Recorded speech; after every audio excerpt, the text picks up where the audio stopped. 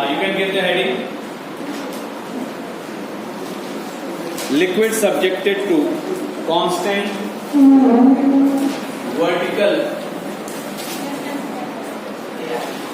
Liquid subjected to constant vertical acceleration. Liquid subjected to constant vertical acceleration.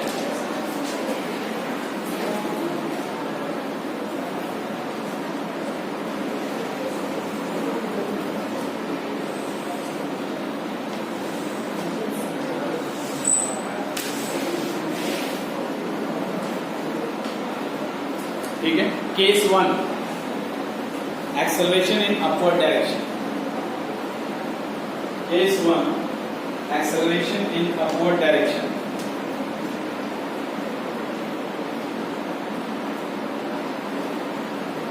अब देखो, ये एक कंटेनर है, इसमें लिक्विड है.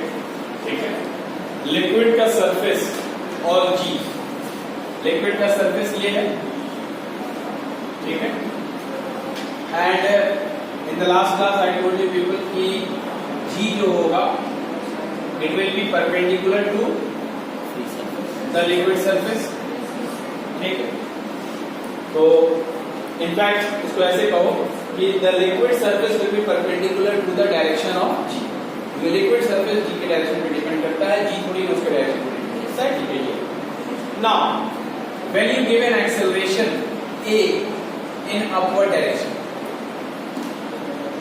आपने एक्सेलरेशन किसको दिया? कंटेनर. तो लिक्विड भी एक्सेलरेशन को एक्सपीरियंस करेगा. तो एक्सेलरेशन को किस डायरेक्शन में एक्सपीरियंस करेगा? सूडो फोर्स को याद करेगा, डाउनवर्ड डायरेक्शन. तो एक्सेलरेशन को नीचे की तरफ एक्सपीरियंस करेगा.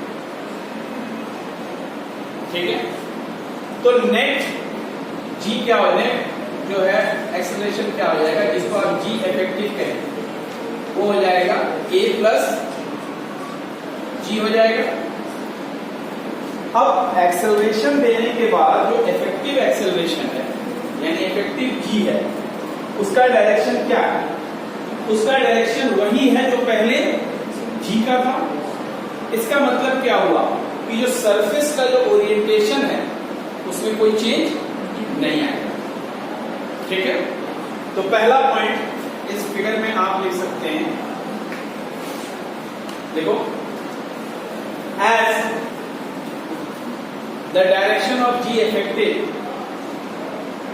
As the direction of G effective is same as the direction of G, is same as the direction of G.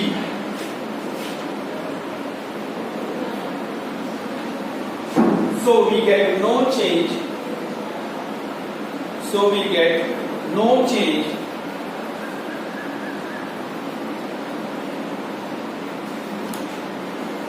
in the orientation of free surface. So we get no change in the orientation of free surface. ठीक है. अब एक दूसरी चीज देखो, मान लो कि इस केस में हम यहां पे एक पॉइंट लेते हैं A. ठीक है. जो कि डेप्थ h पे. तो इस पॉइंट A पे प्रेशर क्या होगा? पहले वाले केस में प्रेशर क्या था? h रो जी. अब क्या प्रेशर होगा? So next point is pressure at A will be h rho g effective, यानी h rho A plus g. ठीक है.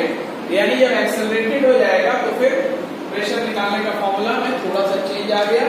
g की जगह आप g इफेक्टिव पुट करते हो. ठीक है.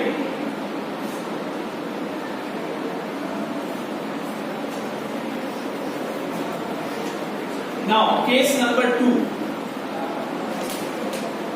Case number 2 is one container is there and इसमें भी पानी है या लिक्विड आप कह दो जो भी. ठीक है. इनिशियली क्या है, जी तो डाउनवर्ड डायरेक्शन में है, सरफेस का ओरिएंटेशन भी आपका आ गया, परपेंडिकुलर रहेगा। अब आप एक्सेलरेशन ऊपर के बजाय नीचे दे, ठीक है, acceleration is in downward direction. तो अब देखो, अगर एक्सेलरेशन डाउनवर्ड डायरेक्शन में है तो लिक्विड एक एक्सेलरेशन एक्सपीरियंस करेगा ऊपर की तरफ, and the net acceleration will be, that will be g minus a, ठीक है। क्यों? यहां पे a is less than g। तो यहां पे भी देखो, there is no change in the orientation of the liquid surface, पहला पॉइंट है। रीजन इज सेम, क्योंकि g इफेक्टिव का डायरेक्शन वही है जो g का डायरेक्शन, ठीक है। तो you can write down there is no change in the orientation of the liquid surface. There is no change in the orientation of liquid surface.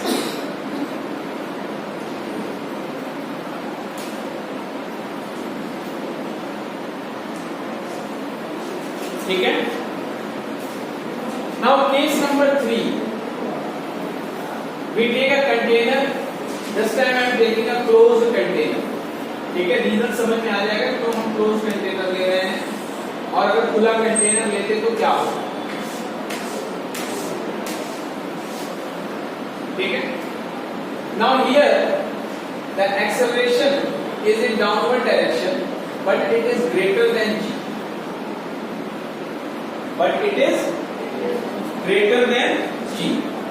तो यहां पे क्या होगा, g नीचे की तरफ था, a ऊपर की तरफ, एंड जो इफेक्टिव है that will B a minus g, जो कि ऊपर की तरफ होगा कि नहीं होगा।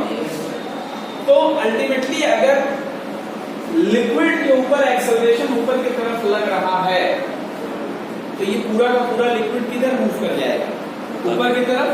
यानी जो आपको इसका रिजल्ट देखने को मिलेगा वो ये मिलेगा,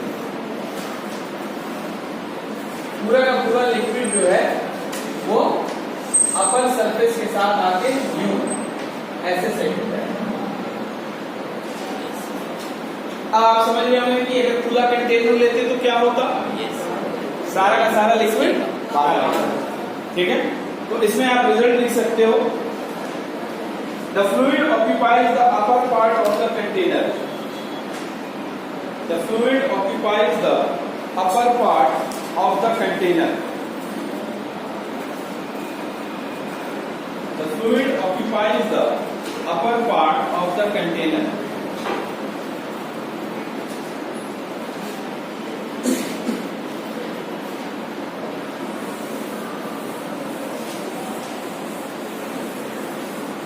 अब एक छोटा सा क्वेश्चन देख लो,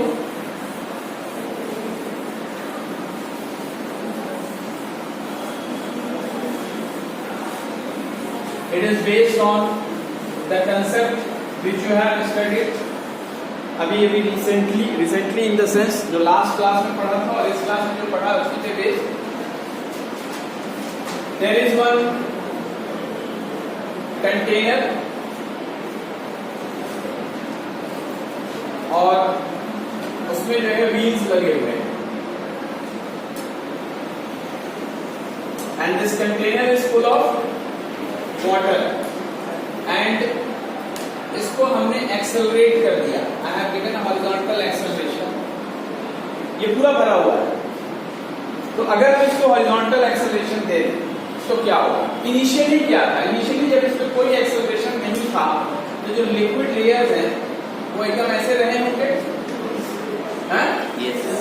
ऐसे रहे होंगे।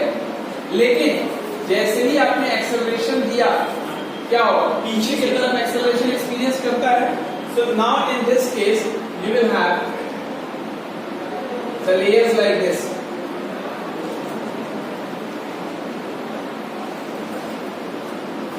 हो जाएगा ना।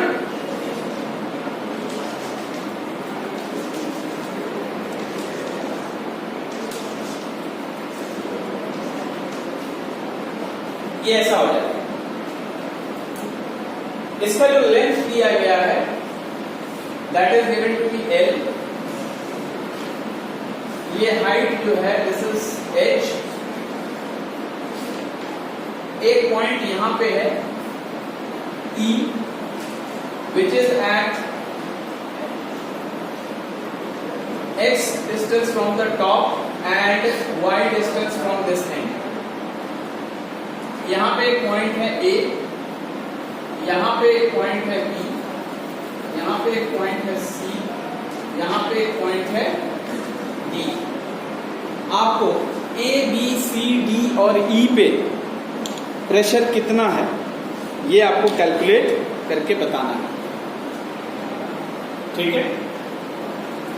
सबसे पहले प्रेशर है, देखो सारा लिक्विड क्या हो गया, ऐसे ऑब्लिक एरिया है, यानी ये जो एरिया होगा ये एकदम खाली हो जाता है, ठीक है। ये खाली हो जा रहा है, it is a close liquid, यहाँ पे वैक्यूम क्रिएट हो जाएगा हल्का सा।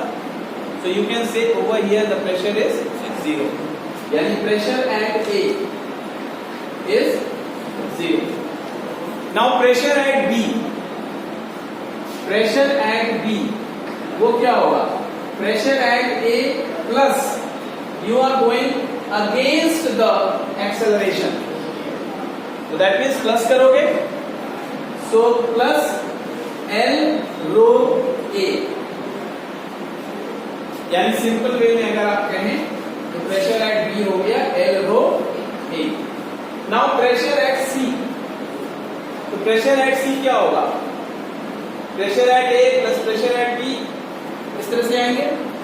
तो you can say pressure at C is equal to pressure at B plus, आप नीचे उतर रहे हो यानी प्लस करोगे H rho G, so you get L rho A plus H rho G, this is pressure at C। Now let us talk about pressure at B। अब देखो pressure at B find out करने के लिए आप तो यहां तक आ चुके हो, आप यहां से सीधे यहां तक आ सकते हो या फिर आप यहां से यहां तक आ सकते हो, ठीक है। दोनों ही केस में आपको सेम आंसर मिलेगा। तो पहले हम जिस पाथ को फॉलो कर रहे थे उसी पाथ के हिसाब से देखते हैं। Pressure at D will be equal to pressure at C, आप मूव कर रहे हो horizontally in the direction of acceleration, so minus करेंगे, minus L rho A, so you can say L rho A plus H rho G minus L rho A। Pressure at C हमने put कर दिया, solve कर दिया, so आपको क्या मिला, you are getting H rho G, pressure at D is H rho G। अगर आप यहां से आते तो भी आपको सेम आंसर मिलता कि नहीं मिलता। देखिए प्रेशर एट D जो है आप लिख सकते हो pressure at A plus H rho G, यानी H रो G, क्योंकि प्रेशर एट A क्या है, 0। सो आप इधर से भी आओ, you are going to get the same answer. Now last is pressure eight E। अब प्रेशर एट E फाइंड करने के लिए आप A से चलते हैं, आप ऐसे आओगे फिर ऐसे आ सकते हैं, या फिर आप ऐसे आइए फिर ऐसे आइए, दोनों ही तरफ से आप जाओगे, you are going to get the same result, ठीक है। देखते हैं pressure eight E, that will be pressure at A, against में जा रहे हो, प्लस L नहीं है, Y rho A, you are coming down X rho G, ठीक है।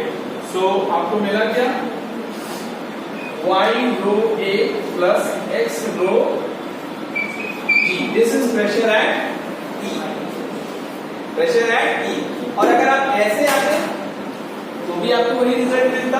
देखो आप यहां से चले, प्रेशर एट 0, नीचे आ रहे हो, प्लस कर रहे हो, कितना प्लस होगा, X रो G, फिर यू आर गोइंग अगेंस्ट, तो फिर Y रो A, देखो सेम रिजल्ट, बस खाली आगे पीछे हो गया, रिजल्ट इज सेम ना। तो आप कैसे भी जाओगे you are going to get the same result. तो इस तरह के क्वेश्चंस आपके सामने रखे जा सकते हैं। नाउ द नेक्स्ट टॉपिक, इसमें देखो हॉरिजॉन्टल एक्सेलरेशन अप्लाई करना भी होता है, तो वीडियो में 10 मिनट का है वो वीडियो, हमने ऑलरेडी उसका कल क्लास में रिकॉर्ड कर लिया था, ठीक है। तो आप पिछला वीडियो जो मैंने डाला उसमें देख लोगे, 10 मिनट का लास्ट में आप उसको देख लोगे तो दैट विल बी क्लियर, ठीक है। और अगर कोई डाउट हो in the next class we can have a discussion on it, ठीक है। तो now we will talk about hydraulic press, ठीक है। हाइड्रोलिक प्रेस, हाइड्रोलिक मशीन जो होते हैं उसके बारे में बात करेंगे, which is based on the कौन से लॉ पे बेस्ड है वो, पास्कल्स लॉ, ठीक है। तो पास्कल्स लॉ में हमने क्या देखा था, पास्कल्स लॉ में हमने देखा था कि प्रेशर जो है वो एकदम बराबर तरह से डिस्ट्रीब्यूट हो जा रहा है, ठीक है। तो जो प्रेशर आप यहाँ एग्जर्ट करोगे आपको वही प्रेशर वहां पे मिलेगा। आपने देखा होगा कि जैसे जो कार वगैरह होती है, अगर आप उसको सर्विस स्टेशन पे ले जाते हो तो उसकी धुलाई अगर करनी होती है तो उसको ऊपर उठा देते हैं। तो कैसे उठाते हैं, with the help of hydraulic lift, hydraulic lift की मदद से उठाते हैं। फिर हाइड्रोलिक प्रेस भी होता है, जैसे जो कॉटन होते हैं एकदम फूला फूला होता है, अगर वैसे ही आप उसको ट्रांसपोर्ट करो तो एक ट्रक में कितना कॉटन आएगा, बहुत कम आएगा। तो उसके ऊपर क्या किया जाता है कि पहले उसको हाइड्रोलिक प्रेस पे रखा जाता है और प्रेस से उसको ऊपर एक रिजिड सपोर्ट होता है, उसके बीच में उसको कंप्रेस कर दिया जाता है। तो जब कंप्रेस कर दिया जाता है तो खूब ढेर सारा कॉटन एक पतले से लेयर के रूप में एक शीट की तरह बन जाता है। फिर उसको रोल करके जो है आप ट्रक्स पे ऐसे कई सारे रोल्स जो है लाद के ट्रांसपोर्ट कर सकते हैं। यानी अगर ऐसे खुला ट्रांसपोर्ट करें तो मान लो जो 100 ट्रक पे ट्रांसफर होगा वो 1-2 ट्रक में आपका काम हो जाता है। तो ये कैसे ये प्रिंसिपल वर्क करता है, ठीक है। इस पे बेस जो है छोटे छोटे क्वेश्चंस आपके सामने आ सकते हैं। तो मैं एक छोटा सा एक सिंबॉलिक डायग्राम बनाता हूं, प्लीज डोंट टॉक। आप लोगों ने इसके बेस्ड प्रोजेक्ट्स वगैरह भी किया हुआ सिरिंज लेके, ठीक है ना, हाइड्रोलिक क्रेन और ये सब तमाम चीजें, ऐसे प्रोजेक्ट्स जो है आप लोगों ने अपने जूनियर क्लासेस में बनाए होंगे। तो देखो क्या है कि इसमें जो है 2 ऐसे टर्नल्स हैं, ठीक है, जिसका क्रॉस सेक्शनल एरिया डिफरेंट है, ठीक है। एक पतला है और एक काफी मोटा। अब यहाँ पे 2 पिस्टन आप समझ लीजिए कि this is one movable piston या प्लेटफॉर्म आप कह लो, ठीक है। इसका क्रॉस सेक्शनल एरिया A है and over here also you have a movable piston जिसका क्रॉस सेक्शनल एरिया स्मॉल है, ठीक है। यहाँ पे आपका लोड होता है कार वगैरह जो भी आपको रखना है and over here we apply the force. तो आपने फोर्स लगाया ऑन एन स्मॉल एरिया तो वो सारा का सारा प्रेशर जो है इक्वली यहाँ पे ट्रांसमिट हो जाएगा। यहाँ पे जो है पूरा फ्लूइड है, ठीक है, यहाँ पे पूरा एक फ्लूइड, ठीक है। तो होता क्या है कि यहाँ पे आपका प्रेशर कितना है, force upon area. Now this will be equal to the pressure over here. तो यहाँ पे क्या हो जाएगा, that will be load upon capital. So using this equation you can calculate whatever it is given to, ठीक है। फिर एक चीज और दिया जाता है कि अगर ये मान लो x सेंटीमीटर मूव किया, अगर इसको आपने x सेंटीमीटर मूव किया तो ये कितना सेंटीमीटर ऊपर जाएगा, ठीक है। x सेंटीमीटर इसको अगर आप ड्रॉप करते हैं तो ये x। एक चीज बताओ, अगर आप इसको x सेंटीमीटर नीचे कंप्रेस करते हैं तो इस x सेंटीमीटर पे इसमें दायरे में कितना वॉल्यूम ऑफ द लिक्विड है वही डिस्प्लेस हो रहा है और वही लिक्विड यहाँ पे स्पेस ऑक्यूपाई करेगा। यानी वॉल्यूम यहाँ पे should be equal to volume यहाँ पे। तो यानी सिंपल सी बात है कि यहाँ पे अगर हम ले लें L1 तो L1 into A that will be equal to L2 into A। Volume over here will be equal to volume over there. और इसी पे बेस जो है आपको सवाल दिया जा सकता है इस फॉर्मूले और इस फॉर्मूले के ऊपर, ठीक है। Anyone is having NCERT give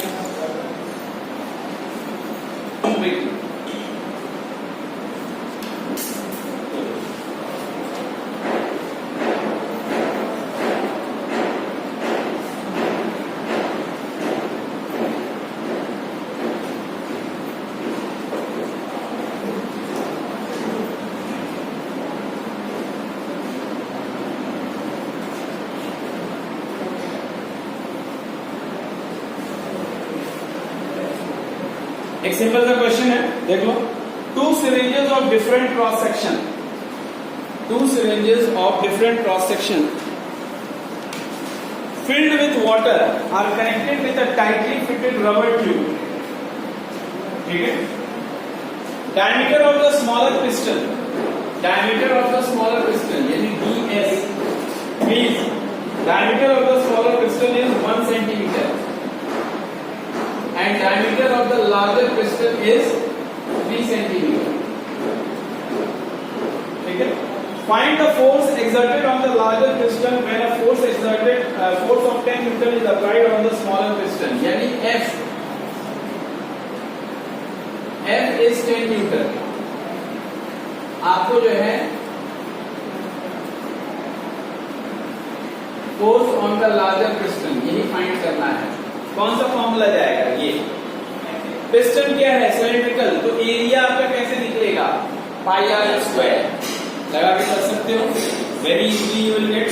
इसी में एक सेकंड क्वेश्चन देखो पूछा है कि if the smaller piston is pushed in through 6 centimetre, अगर स्मॉलर पिस्टन को हम 6 सेंटीमीटर अंदर की तरफ पुश करते हैं, how much does the larger piston move out, कितना लार्जर पिस्टन ऊपर जाएगा? Over here you are going to use this formula, यानी आपको ये L2 फाइंड करना है। ठीक है, L1 दे दिया है 6 सेंटीमीटर, एरिया आपको डायमीटर दिया है, you can calculate the area. आपको L2 फाइंड करना है, capital A, once again the diameter is given over here, you can calculate the area and you can solve it. तो इस तरह के छोटे क्वेश्चंस इसमें दिए जाते हैं। तो ये तुम्हारा जो है हाइड्रोलिक प्रेस या फिर आप हाइड्रोलिक लिफ्ट कह लें, ठीक है, इसके ऊपर ये कंसेप्ट बनता है जिसमें छोटे छोटे क्वेश्चन जो है आपके सामने रखे जा सकते हैं। Now you can give the next heading surface tension. ठीक है, give the next heading surface tension.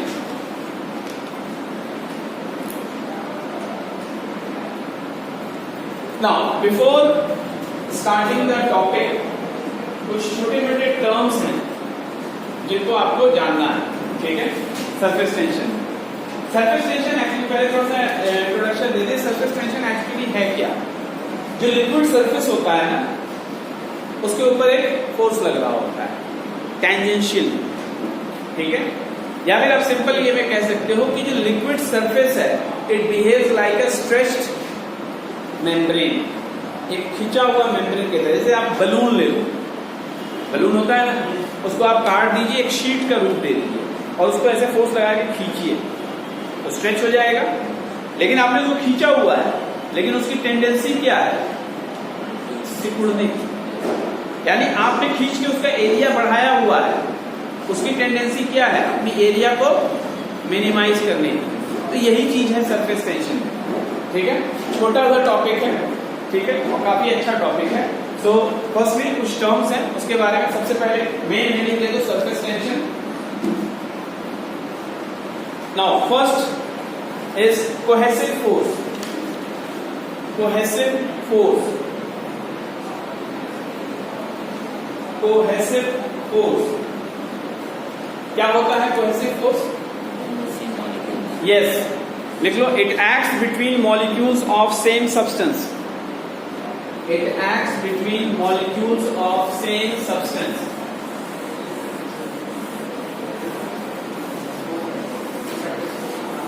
Please don't talk. Next, adhesive force. It acts between molecules of same substance.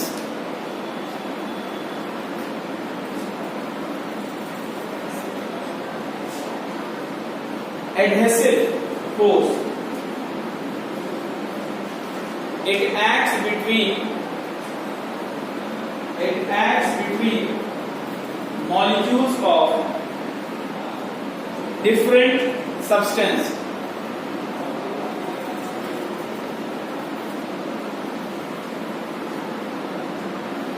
ठीक है, डिफरेंट सब्सटेंस कहने का मतलब क्या है? जैसे मान लो कि अगर आपने ग्लास में, शीशे के ग्लास में, ठीक है, उसमें आपने पानी ले लिया, वाटर, तो वाटर मॉलिक्यूल जो है आपस में एक दूसरे के ऊपर फोर्स लगा है, वो आपका है कोहेसिव फोर्स। और जहां पे वाटर का कांटेक्ट हो रहा है ग्लास से, वहां पे वाटर मॉलिक्यूल और ग्लास मॉलिक्यूल के बीच में भी फोर्स लग रहा है, वो फोर्स क्या है?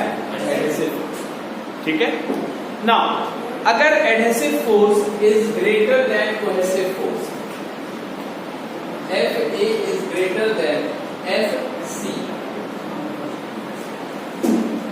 ठीक है, तो you are going to get concave meniscus. You are going to get concave meniscus.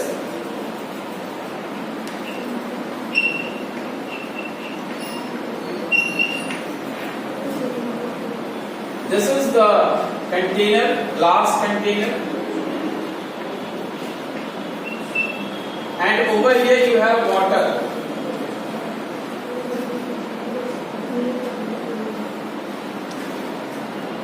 ये इस मेनिस्कस को देखिए, अपवर्ड बाहर की तरफ ये कैसा शेप दिया हुआ है?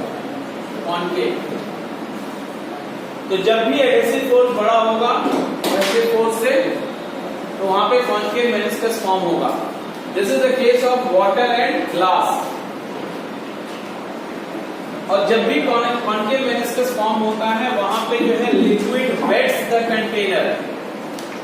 क्या होता है? Liquid wets the container.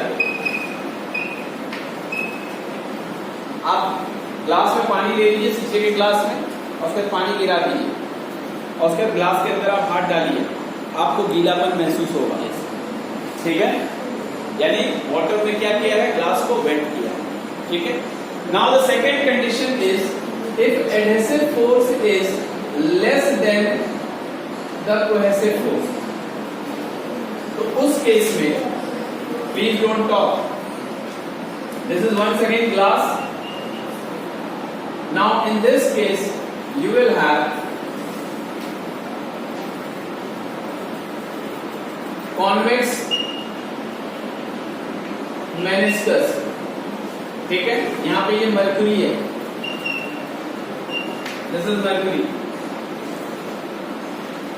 ठीक, और इस केस में क्या होता है कि लिक्विड जो है does not wet the walls of the container।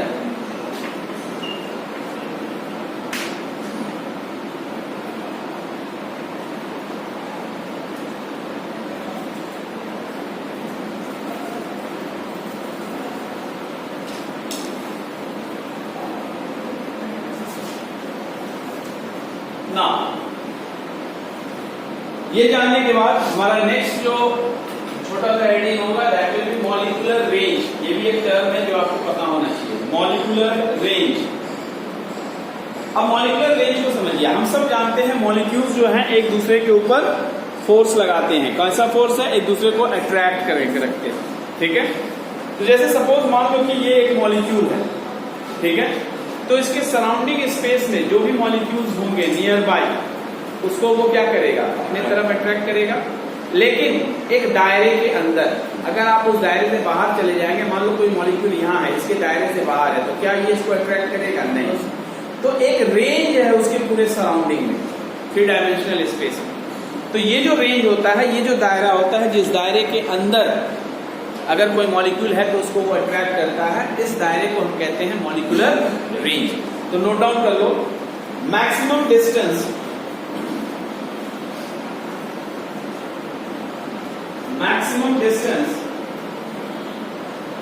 up to which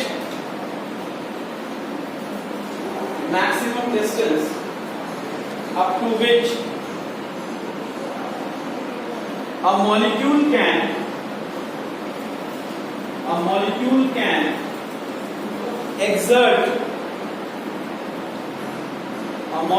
can exert some appreciable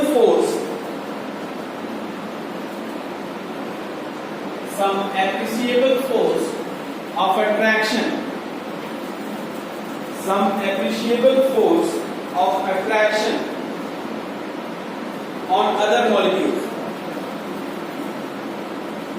Appreciable force of attraction on other molecules is called molecular range.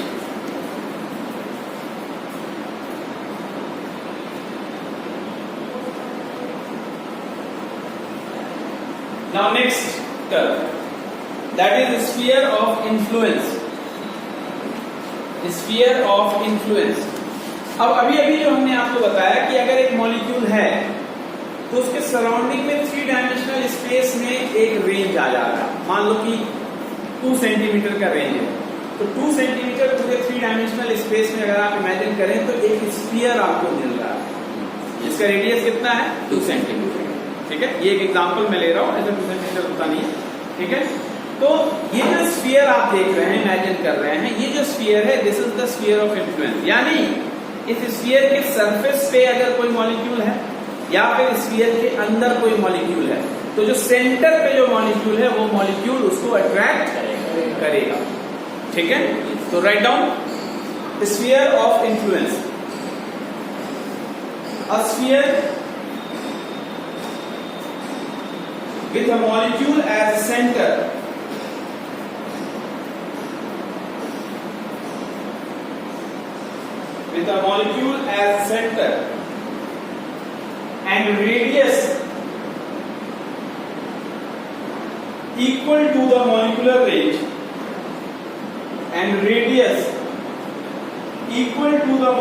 range is called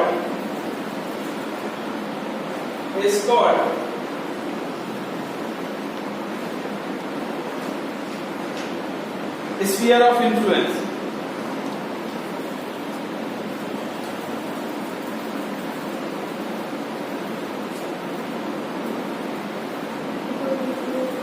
Is called sphere of influence. Next term जो है that is surface film. Surface film.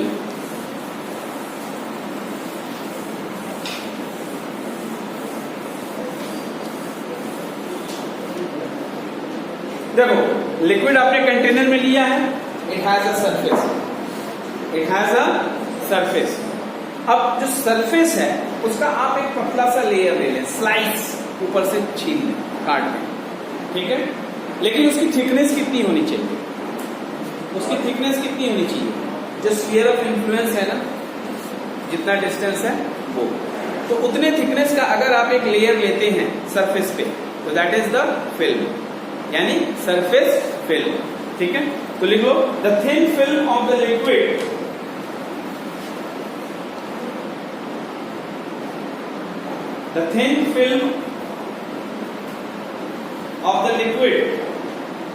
near its surface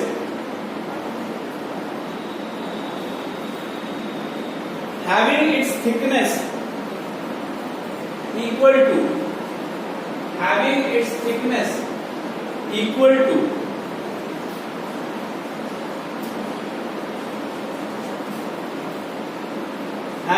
thickness equal to molecular range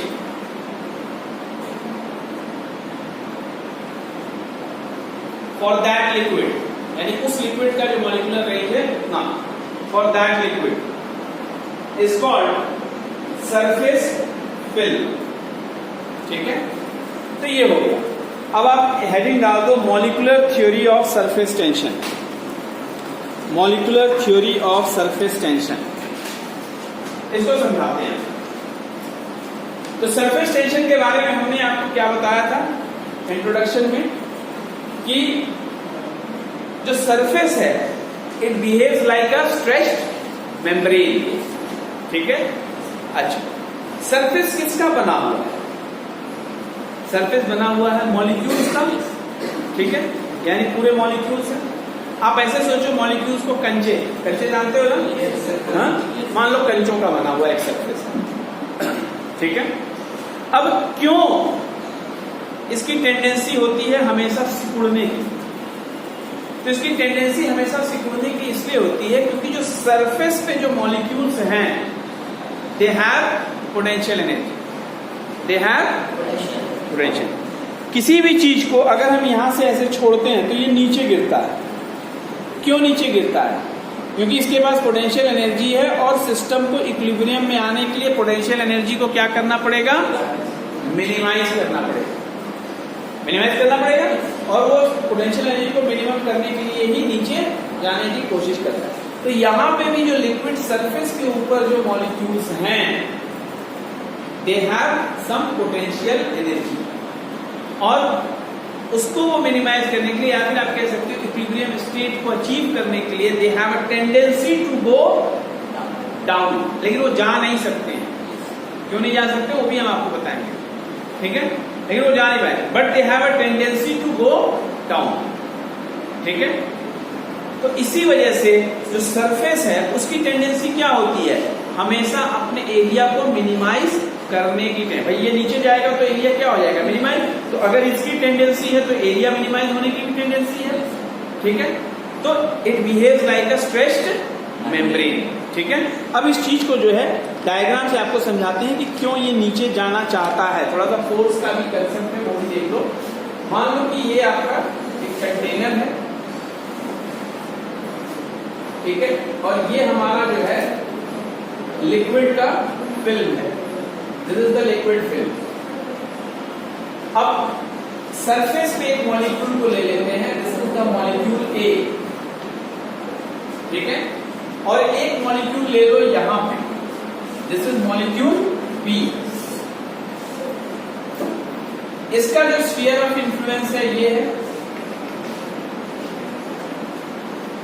अब sphere of influence में हम 4 molecule consider कर रहे हैं। वैसे तो बहुत सारे हैं बट हम 4 को कंसीडर कर रहे हैं, ठीक है? ये वाला जो मॉलिक्यूल है इस पिंक वाले को अपनी तरफ खींचने की कोशिश कर रहा है, कर रहा है कि नहीं कर रहा? ये वाला जो मॉलिक्यूल है ये भी इसको बी को अपनी तरफ खींचने की कोशिश कर रहा है। ये वाला जो मॉलिक्यूल है ये भी इसको अपनी तरफ खींचने की कोशिश कर रहा है, और ये भी अपने तरफ खींचने की कोशिश कर रहा है।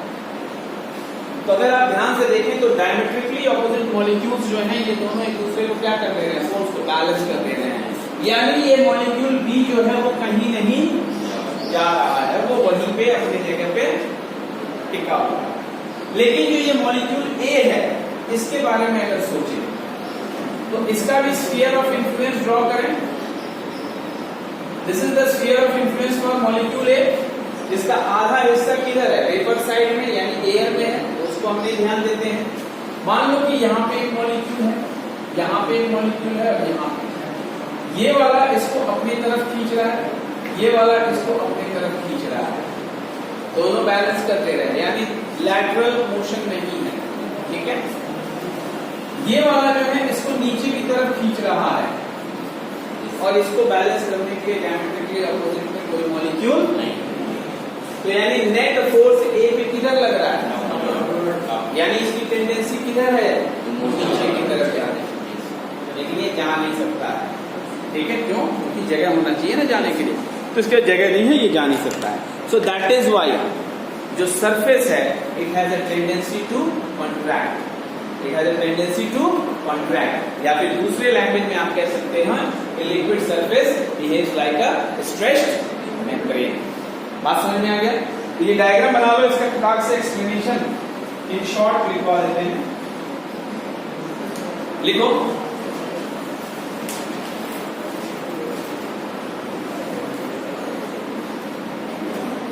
बाकी ये जो समझाया ये मैं नहीं लिखवा रहा हूं, कुछ एडिशनल जो चीजें हैं वो लिखवा दे रहा हूं।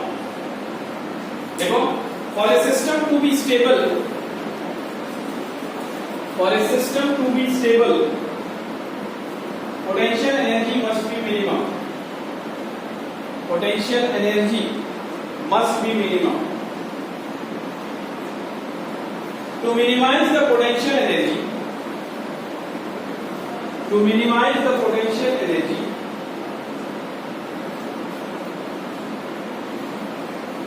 the surface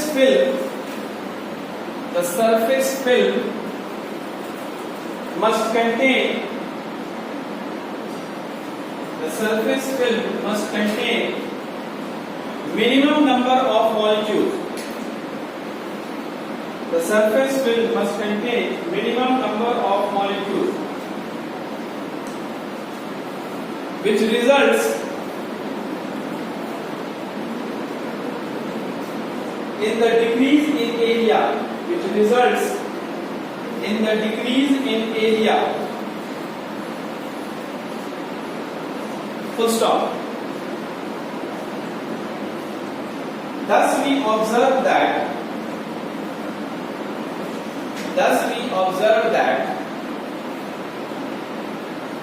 for a liquid at rest,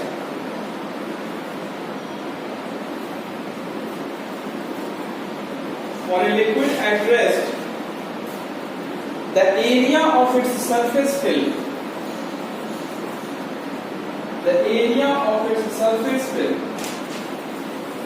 should be as small as possible.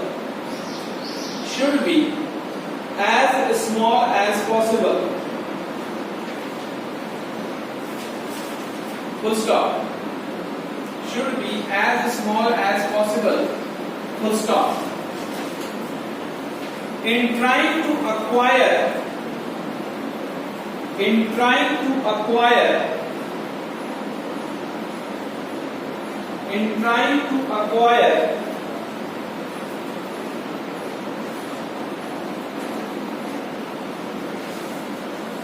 the least area,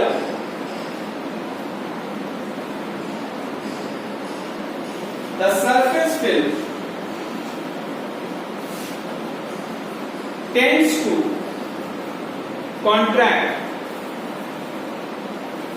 The surface film tends to contract and hence behaves like a stretched membrane, and hence behaves like a stretched membrane.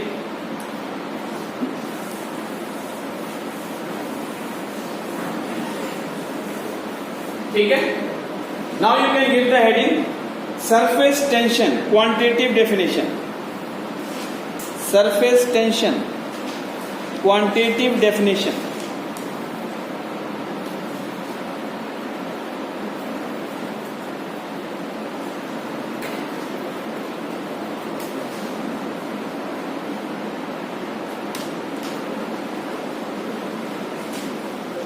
देखो, ये एक wire का U shape एक network है, ठीक है, और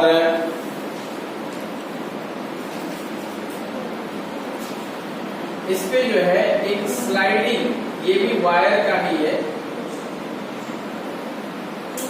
एक स्लाइडिंग वायर जो इसके ऊपर ऐसे ऊपर नीचे स्लाइड हो सकता है, लगा दिया गया, ठीक है, और यहाँ पे जो है मान लो धागा लगा के जो है हम पकड़ सकते हैं। अब आप क्या करिए, इस पूरे जो स्ट्रक्चर है, इस स्ट्रक्चर को जो है सोप वाटर में डिप करके उसको निकालिए।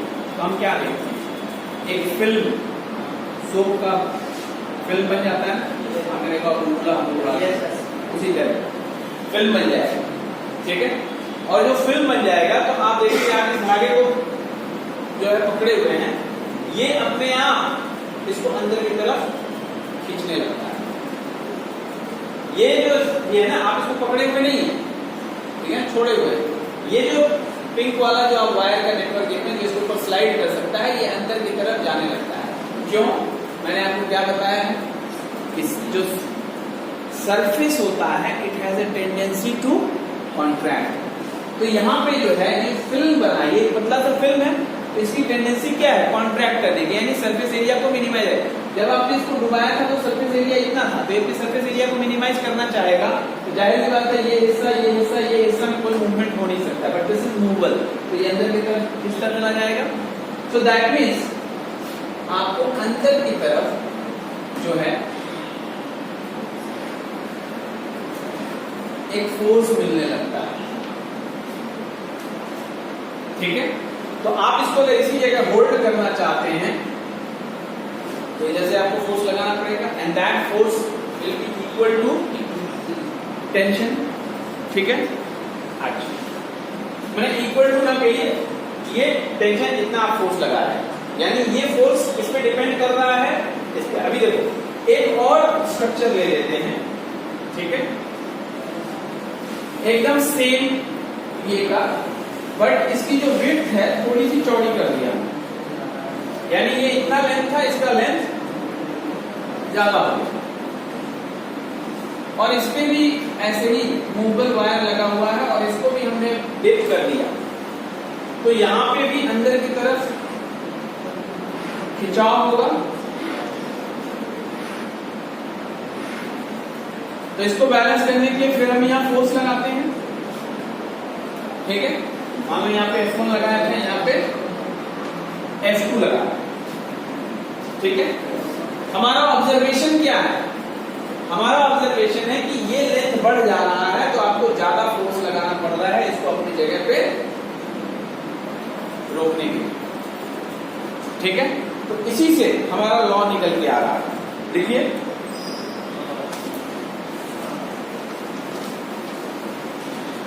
Force increases with increase in length, force increases with the increase in length of movable wire,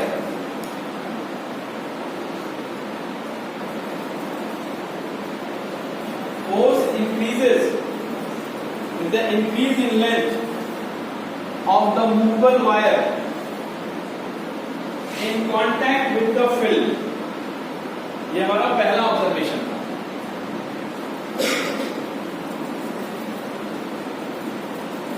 दूसरा ऑब्जर्वेशन क्या है कि ये जो F है ना, इस एरिया पे नहीं डिपेंड कर रहा है, ये किस पे डिपेंड कर रहा है? लेंथ पे। It doesn't depend on the area. अगर मान लो कि हम यही चीज ले लें, ठीक है, और थोड़ा सा एरिया बढ़ा के, मान लो यहां पे अगर ये रॉड रहता तब भी फोर्स F1 ही रहता, भले एरिया भी एरिया इतना है ना, मान लो this is length, this is breadth, L into B। हम क्या करते हैं, इसको थोड़ा सा खिसका देते हैं, यानी B बड़ा हो जाता है, B डैश हो जाता है। ठीक है, एरिया तो बढ़ जाता है लेकिन ये लेंथ नहीं बढ़ रहा है। ठीक है, एरिया बढ़ने से इस F1 पे कोई फर्क नहीं पड़ रहा है। तो नेक्स्ट पॉइंट में लिख लो, force is independent of the area of soap film. Force is independent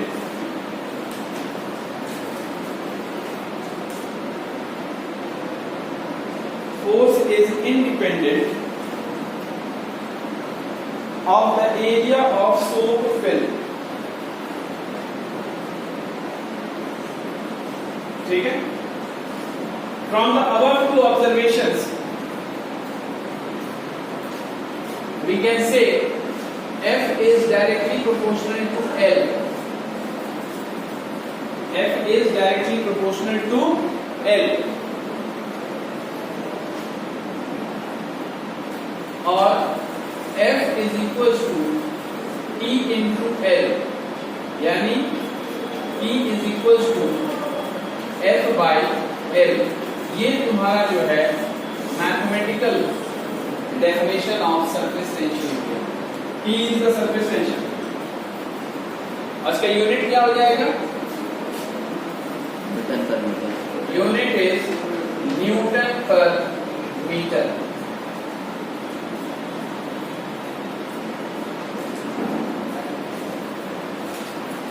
Now next heading is surface energy।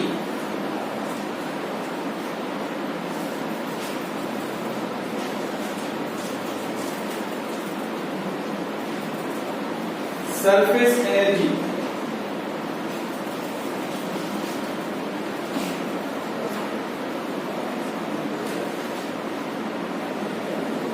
देखो, it is defined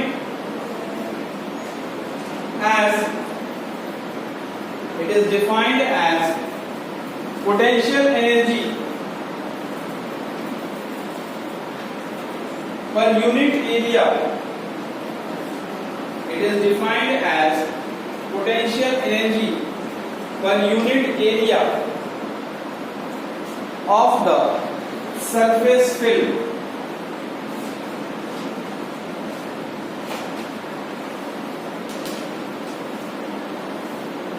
इसका एक्सप्लेनेशन भी लिख लो, पहले लिख लो उसके बाद एक्सप्लेन कर देते हैं। लिख लो explanation surface energy.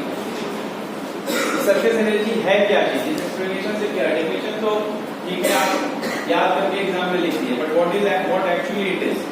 So write down the explanation. The molecules of the liquid surface experience net downward force. The molecules of the liquid surface experiences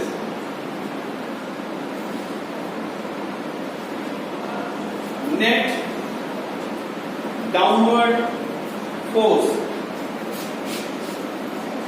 Full stop. To increase the surface area,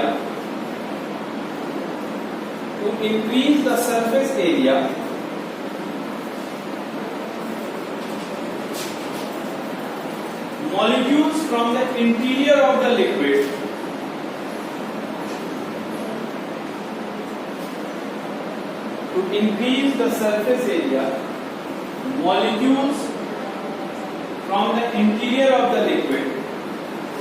has to be brought to the surface.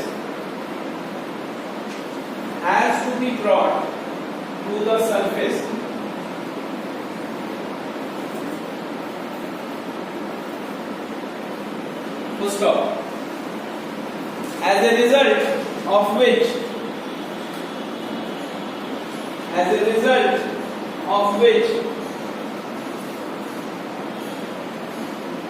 work has to be done.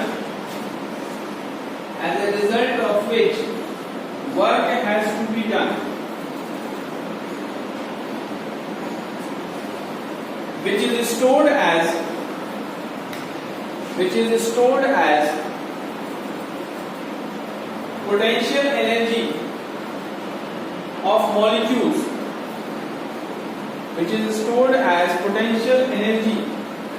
molecules, on the surface.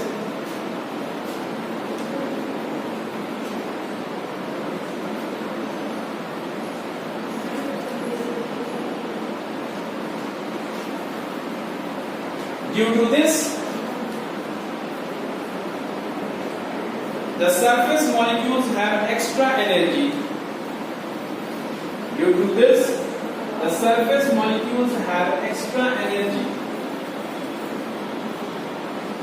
Which is termed as surface energy.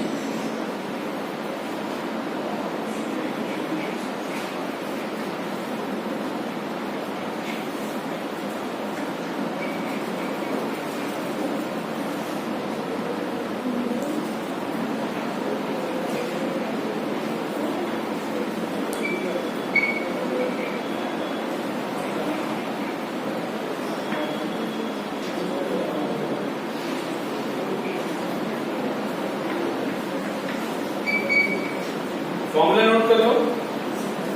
देखो कुछ बहुत simple सा चीज है, यहाँ पे जो surface tension की हम बात कर रहे हैं, मॉलिक्यूल लिक्विड एट रेस्ट एक कंटेनर में, ठीक है। मान लो एक छोटे से कंटेनर में है और आप उसको उठा के जो है, ठीक है, एक बड़े से टब में डालना चाहते हो। जाहिर सी बात है छोटा सा कंटेनर था तो उसका सरफेस एरिया कम था, और जब आप उसको टब में डाल रहे हो सरफेस एरिया ज्यादा हो जा रहा है। तो यानी उस सरफेस एरिया को मेंटेन, इतना ही सरफेस एरिया अगर उसमें रहेगा तो वाटर क्या हो जाएगा, फ्लो होगा, फ्लो के सारी चीजें। तो उस सरफेस एरिया को बढ़ाने के लिए उतना सरफेस एरिया उसको अगर चाहिए तो फिर क्या होगा, नीचे से कुछ मॉलिक्यूल्स को ऊपर आना पड़ेगा। तो जो नीचे से मॉलिक्यूल्स ऊपर आके उस पूरे टब के सरफेस एरिया को कवर करेंगे, ठीक है, उसमें क्या होता है, वर्क डन होता है, और वही वर्क जो है स्टोर हो जाता है in the form of surface energy, ठीक है। तो work done upon change in surface area, कितना चेंज हुआ सरफेस एरिया में, ठीक है, वर्क डन को जो है उससे अगर बेसिकली ये इसका एक्सप्लेनेशन है। अब एक बहुत इंपॉर्टेंट सा चीज जो है अक्सर एग्जाम में पूछ दिया जाता है, what is the relation between surface energy and surface tension. तो your next heading will be surface energy and surface tension. Surface energy and surface tension.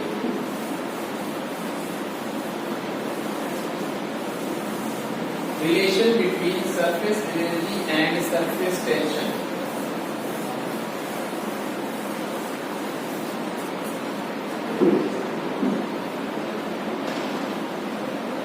लिखते रहो, the frame is dipped. Later on you can draw the diagram. The frame is dipped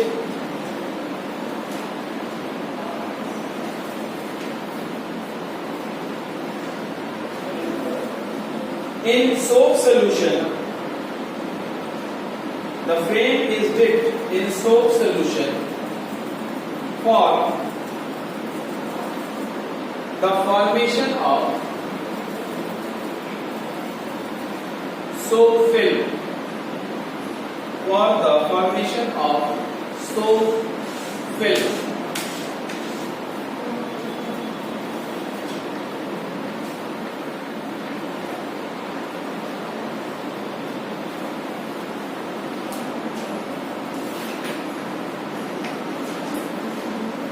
Full stop. As AB can slide, as AB can slide, as AB can slide,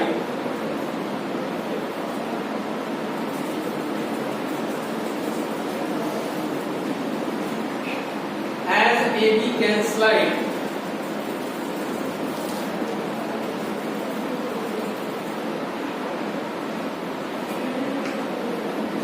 as AB can slide, the surface tension tries to minimize the area ABCD. Tries to minimize the area ABCD.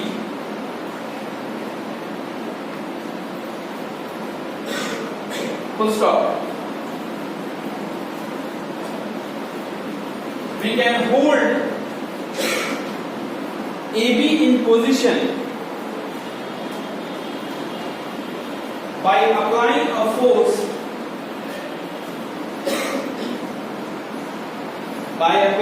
force F equals to 2T into L. बेटा अब यहाँ पे आप सोच रहे होगे कि sir आपने 2T क्यों लगाया है, सिंपल सा T into L होता, हम लोगों ने आगे पढ़ा है। तो यहाँ पे दो फ्री सरफेस है, टेंशन फ्री सरफेस होता है, ये सोप फिल्म है, तो फिल्म में क्या होगा, इधर भी फ्री सरफेस है, इधर भी फ्री सरफेस है, तो दो फ्री सरफेस है, इसीलिए ये 2 से मल्टीप्लाई किया गया। ठीक है, नाउ तो ब्रैकेट में मेंशन कर लो, factor 2 is because the soap film has 2 free surface, the soap film has 2 free surface. Full stop.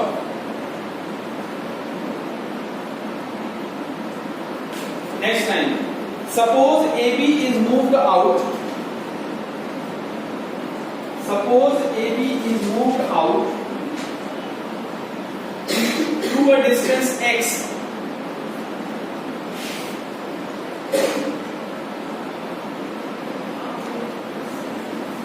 So work done is given by